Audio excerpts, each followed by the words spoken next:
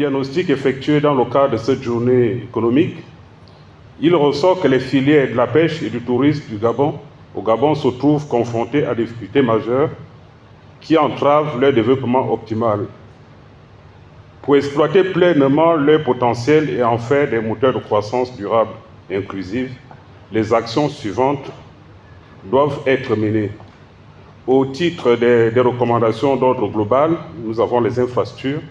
Il est notamment recommandé de construire un port de pêche dédié et aménager des installations de conservation des produits halieutiques, réhabiliter toutes les infrastructures portuaires, ports modernes, aéroportuaires et les mettre aux normes internationales, améliorer les infrastructures routières et en créer d'autres, ainsi qu'aménager les pistes touristiques existantes, améliorer et renforcer l'offre d'hébergement et de restauration, et poursuivre et accélérer la construction des centres de pêche modernes, notamment certains qui sont en cours à Kokobiche, Franzil, Makoko, Mayumba et Moula.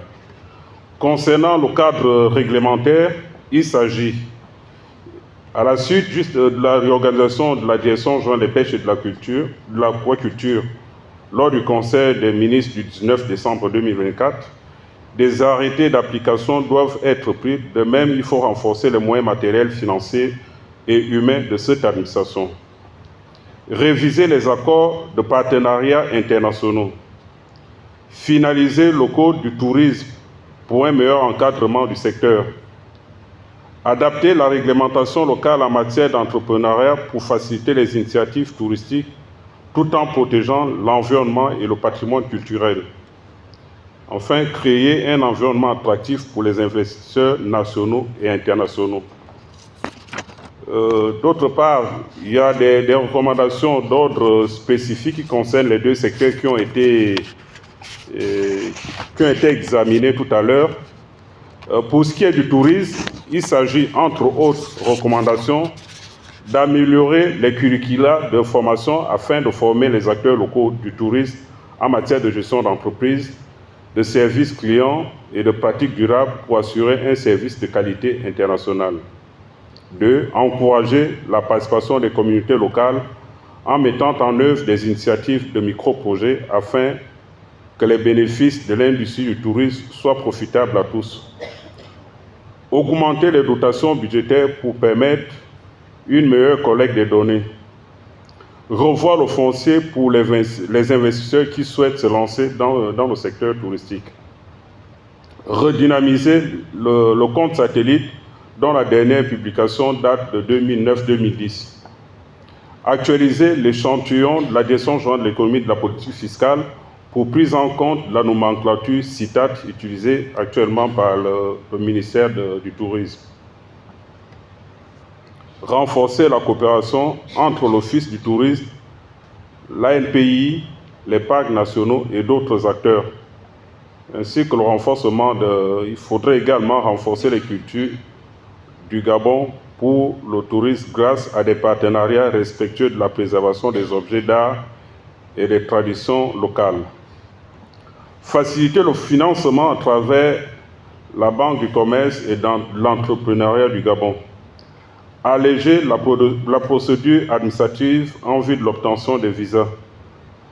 Proposer une fiscalité adaptée aux activités touristiques, et notamment le cas de la TVA a été soulevé lors des débats. Utiliser des aéronefs capables de se poser sur les aérodromes existants afin de rallier les sites touristiques qui sont situés à l'extérieur du pays. Encourager et soutenir l'écotourisme tout en offrant une expérience authentique aux visiteurs à travers les circuits et l'hébergement. Promouvoir le bien-être des citoyens par la mise en œuvre de nouvelles politiques visant à assurer une protection systématique et adéquate de la faune. Et enfin, encourager les Gabonais à la pratique du tourisme. Concernant le secteur de la pêche, les recommandations suivantes ont été émises, notamment mettre en place un bouclier fiscal pour favoriser les opérations de débarquement des produits de la pêche, la haute mer. Mettre en place un modèle économique pour favoriser l'équipement des pêcheurs nationaux. notamment par l'acquisition des moteurs, des pirogues et autres éléments nécessaires pour cette activité. Inciter les pêcheurs artisanaux à se constituer en coopérative. Réhabiliter le Centre des métiers de la pêche et de l'aquaculture, CMPA. Mettre en place des programmes de formation aux métiers de la pêche et de l'aquaculture dans les centres, écoles et universités existants, notamment Oncoc, Port-Gentil, Franzil, etc. Mettre en place un cadre incitatif pour accroître le nombre de nationaux dans le secteur de la pêche. Définir clairement les zones de pêche car les artisans n'arrivent pas à lire les données GPS. Améliorer la coordination entre les pêcheurs et l'ANPN sur les zones de pêche. Valoriser les produits halieutiques. Appuyer la construction des unités et des usines de transformation. Réaliser une étude approfondie sur la fiscalité et la parafiscalité du secteur. Et enfin, accroître les moyens aux administrations en charge de la gestion du secteur pour une meilleure mise à disposition des données.